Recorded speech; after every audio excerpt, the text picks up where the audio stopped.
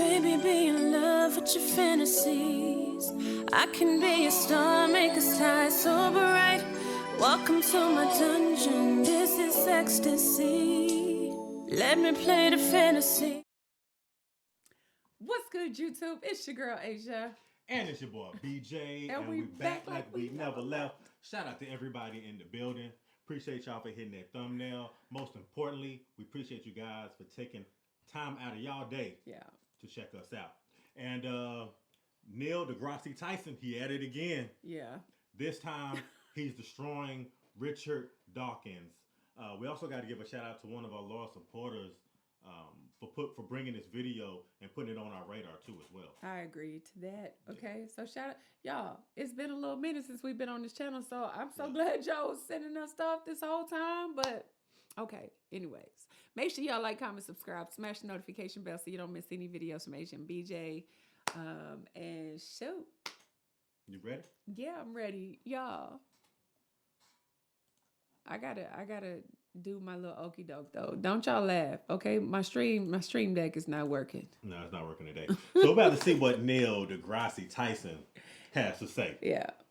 In regards to Richard Dawkins. Let's check it out.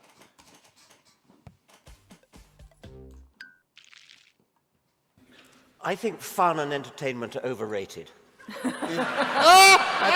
That's because you're British. That's because you're British. There are two kinds of exploration. One of them is, I have no idea what I'm looking for, but maybe I'll find it when I see it. Okay. Another kind of explanation. You can't argue with him. I've learned it. Another kind of exploration is, we think we know what's going on, and we want to test our hypotheses. That's another kind of exploration. And one of them is there life somewhere else? We know there's life in at least one place in the universe, and that's called Earth. So what I want to do is go to the frozen surface of Jupiter's moon Europa, cut a hole, go ice fishing down there, put a submersible, see if something swims up to the camera and licks the lens. That's what I want to look for. Wait. I'm not doing that. He has a vivid imagination. I'm just saying. Wait. I'm not, none of that, okay? None of that. Look for light. Light. But Neil, you were looking for That costs too much money. something. When was the last time you just went, I hope to discover something? No, you're always looking for something. No, but whenever we look not for bad. something, we are often Was that Bill Nye, the science guy? Looked like him from the behind. I don't know. surprised. And I think that the point is Yeah. that if we really could anticipate the progress of science, it almost, in some sense, wouldn't be worth doing, because it means we'd already kind of know where we're going and what the answers are.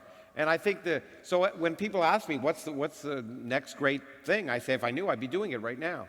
And so I think there is this sense we are driven by questions, interesting questions, but often those questions lead us to answers that lead to more interesting questions that are totally different than the ones we came up I say with. not just often, but most times. Yeah, so I think that. But you can say something about the question which you really would wish to know the answer to. And I mean, for me, it would be what's consciousness? Because that's totally baffling. Richard, you know what I think? I agree. Not that you asked, but what I think on this is consciousness has kind of baffled us for a while, okay? And evidence that we haven't a clue about what consciousness is drawn from the fact of how many books are published on the topic, right? We're not really continuing to publish books, not really, on like Newtonian physics. It's done. All right, so the fact that people keep publishing books on consciousness is the evidence we don't know anything about it, because if we knew all about it, you wouldn't have to keep publishing. So what I wonder, Richard, is whether there really is no such thing as consciousness at all, and that there's some other understanding of the functioning of the human brain that renders that question obsolete. To that, I gotta say, like, oh, wow.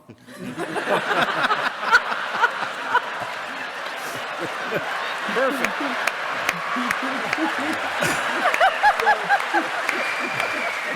Okay. And am I like thinking? Because I don't know what the hell he was saying there. Neil, I'm gonna let you have it on that one. No. Or am I just like thinking that I'm thinking? Wow. Will you stop with that? Richard,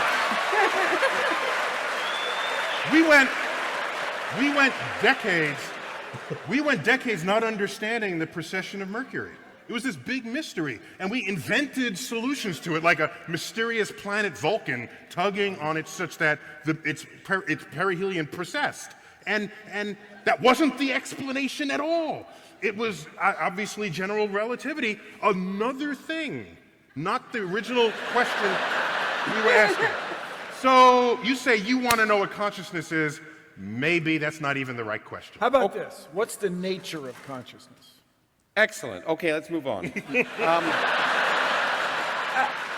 Good question. Actually, Tracy, I think I want to direct this one to you. Who's you? To Tracy. That's not Neil. I'll be happy. Okay. Get back.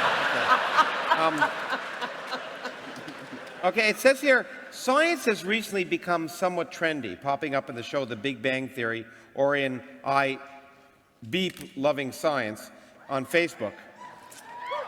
She's here. I know she's here. Okay. Often the focus is not actually on the science, but making entertainment out of science. Is this ultimately good for science, do you think? So I think you have a perspective on that. Yeah, I do. I don't think when it's done well, it's diminishing the science or the scientists for that matter. I think that what is really spectacular is when you can take high-level science and apply storytelling and all kinds of things that we know help people learn about a subject. I mean, we learned in, again, broadcast news. I was with ABC News for many years, and if anyone said, well, we must do that story because it's very, very important, we knew that was just death because, eat your peas journalism or eat your peas writing, you must know this because it's important, is just, it's never going to light a fire in people's imaginations, children or adults. So I don't think it's turning, entertainment is not a bad word, as long as you continue to preserve and communicate the real stuff, the real science. And that's the philosophy we apply to this. We didn't want to do, nod to science and then go off and tap dance. I mean, it was really engaging with the material, but recognizing that sometimes this stuff is really hard. And you need to write it well, act it well, and produce it well. And I have to say, you do a great job of producing. I think you really do. I feel like that when it comes to when we watched the movie Interstellar, how they kind of brought those ideas of space and how they kind of brought it to motion picture for your entertainment. Yeah. I just felt like that was one of those movies that just went completely over my head just regarding the type of science that they really had to incorporate in the movie for you to actually understand what the concept was. Yeah, we had to go back and watch it a couple times now. After we did the reaction, we had to go back and sit down later on and just watch the movie again. Yeah, to fully understand exactly what was going on with it, because even with the 3D, the 4D, the future, and I know exactly what you mean. It just went right over my head. Yeah. And I only wanted to answer that question.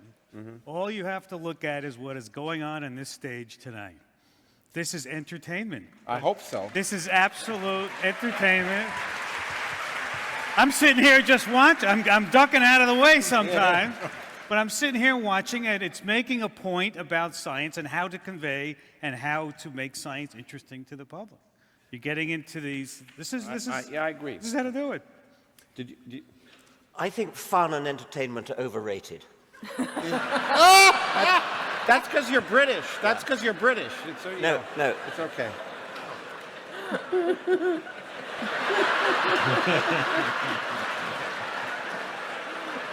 People are more alike than they are different. Science is hard, but it's worth it. It's fascinating. It's enthralling. But if we only talk about the bits that are fun and make bangs and smells and things, then we we don't do science justice. I was once, we use the phrase dumbing down, and we mustn't do that. I once gave a speech at a British conference about the public communication of science, and I was ranting against dumbing down. And at the end, some man got up and said, "This is not an exaggeration, this is a true story." He said, "Maybe we need dumbing down in order to bring women and minorities into science." We're gonna get there because there are a few questions about that. In fact, That's why we fought a war to get out of England and start a new country.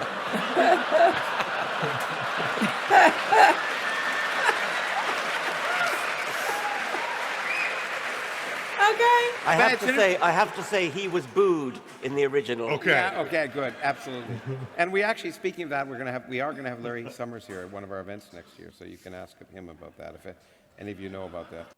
That was nice. That's like a nice little A little jab at the jabby end. jab, Yeah, jabby at the end. Yo. Well, I mean, what do you say to that? Just saying. Just saying. You don't need that just to bring women. Like, I feel like if you are intrigued by science in general, then it's just something that intrigues you. It's just something that's interesting to you, regardless of like how deep you really get into it. I think the deeper you go into it, that's when it really becomes interesting because there's so many different levels to it. So for someone to just, no, I disagree. I disagree with that too as well. Like, Because at the end of the fully. day, if you're interested in it, then you're gonna pretty much dive into it as far and go as deep into it as you really want to go, as Right. far as like your curiosity on Yeah. certain things. And I think people, it's just a natural, like for a long time ago, I used to watch a lot of videos about Alaska. Wow. Ask me why. It's All cold. the hidden tunnels and the UFOs and the HARP and all that stuff. Yeah. Okay. It's leave all, it- leave and it is always really Leave it alone. really interesting as far as like what you're saying, as far as like you said, your curiosity. Wait, and not how far it'll Alaska, take you. Antarctica. Antarctica? Yeah, that's what I meant. Not Alaska. Alaska, Yeah. Antarctica. Yeah. Still, it's cold as hell. If you knew, like, there's so many videos out there where it's just like, I You- wonder why they don't show that. You even turned me on to a few of them too, where you were like, "No, babe, you gotta watch this video. There's actually people that's like controlling the weather," and I was like, "Huh?" Oh, don't say that out loud, okay? I'm The- not finna fool with the people. I The told you Heezy- that. What in the Heezies you Babe, watching? If you know, you know, you know. Yeah, but after I watched it, I was like, okay, I But got you have I'm to a believer. understand, like, see, but that's the thing, okay? Like, most people have a conscience that something is going on that they don't know about in the world or the universe, or that it exists, but they don't have proof. I know, but it's the same It's thing just how about your they feel. consciousness. Did you hear what Neil just said about your consciousness? We still don't know much about that either. Or we keep writing the books about it. Right, so that lets you know, don't nobody understand a damn thing. Well, Jordan Peterson came up right after this about consciousness. Maybe we should watch that video too. I just saw the title say to consciousness. get caught up on it, but hey, yeah. Yeah. You know what I mean? Yeah, but this was actually really good to watch. Yeah. Just saying. But y'all tap in. Let us know what y'all think about this down in the comment section. If y'all enjoyed it, give us a big thumbs up. Like, comment, subscribe, smash the notification bell so you don't miss any videos from Asia and BJ. And if ain't nobody else told you, I love you. And we're going to see y'all in the next video. Absolutely. Yeah. Salute, man. Bye. Take it easy.